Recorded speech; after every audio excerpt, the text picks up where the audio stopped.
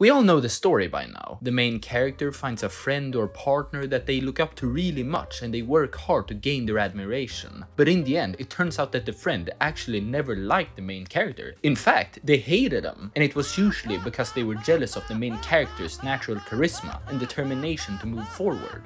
We see this in works like Tower of God, Blue Period, Rent a Girlfriend, Guilty Crown, Devilman Crybaby. Hell, even Naruto kind of fits into this category, though Sasuke is less of a jealous person and more of an asshole. But have you ever really sympathized with the kind of hardships those friends have to go through, watching all of their hard work go to waste and their worldview being shaken just because some snot-nosed dweeb shows up and does everything better than them with minimal effort and, of course, nakama? There are even some stories where their crush falls in love with the main character instead of them. I'm here to tell you that these characters are not purely evil people, but people who are put into incredibly difficult situations with no one they can rely on.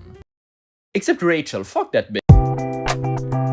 As soon as I started reading Girl Crush, I could feel that this story was special. Here, meet Momose, this story's protagonist. She was forced to grow up at a young age due to her mother cheating on her father and going out to grab some milk. But when Momose is at a bad point in her life, she meets a boy named Harumi. She starts wanting to improve herself, and she studies more and trains more and starts to learn how to dance. And years later, she's the top dog of her school and a popular person. Though she's been constantly improving herself, she still hasn't built up the confidence to confess to Harumi. She wants to be even more perfect. And when her life seems to reach its peak, this little asshole shows up. Meet Sato, who isn't this story's protagonist. She's had a dream at a young age to become a K-pop idol and has been working towards becoming one ever since. Whenever people made fun of her or told her to give up on her dreams, she gave a smile and continued on. She's been friends with Harumi since grade school, and Harumi happens to like her. She tries to improve herself but constantly meets setbacks and makes progress at a snail's pace. Basically, she's the weird kid at her school, everything that Momose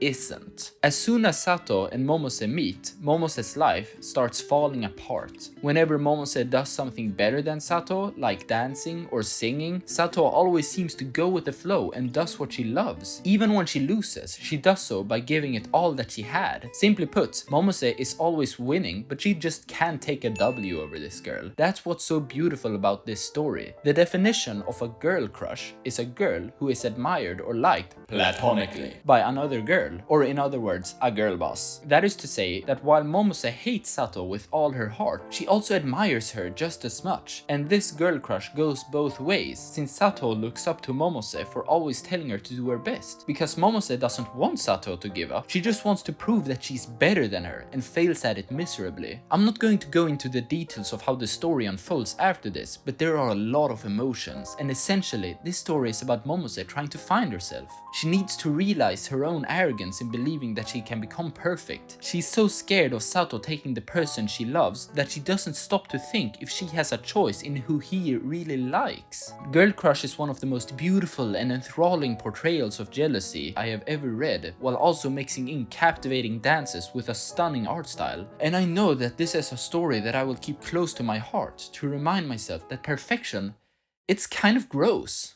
And also, I will never listen to K-pop. You can't force me!